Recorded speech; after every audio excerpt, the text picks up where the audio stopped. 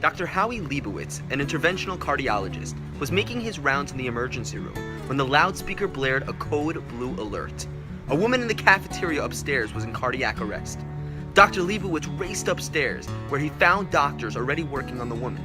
One of the doctors looked up at him and said, "I'm afraid it might be too late."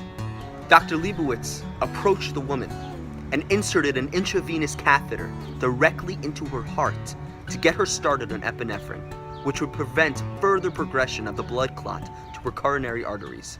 He then applied 2 large defibrillators to her body to send an electric shock to the heart and jump-start it back into normal rhythm. Dr. Leibowitz tried this many times, but was unsuccessful. There was no heartbeat. The other doctors began to leave the cafeteria, disappointed that they could not save this woman's life. But Dr. Leibowitz refused to give up. He tried a 5th and a 6th time, still nothing. As he was about to try a 7th time, he glanced at the cardiac monitor. The flat, thin line darted upwards. There was life. "You've got a heartbeat!" the doctor called out in disbelief. Dr. Leibowitz continued to work on reviving the heart and stimulate a pulse. Somewhat stabilized, he ordered medics to transfer the woman to the ICU, where she would be treated. The next day, Dr. Leibowitz was told the good news that she was able to sit up in bed. He went to visit her and introduce himself. As he entered the room, he didn't have to say a word. Her husband, who was sitting next to her, called out, "He's the one! He saved your life!" The woman began to cry uncontrollably, and when she finally composed herself, she said, "What do I say? Thank you?" That's what you say to someone who holds the door open for you, not someone who has given you back your life.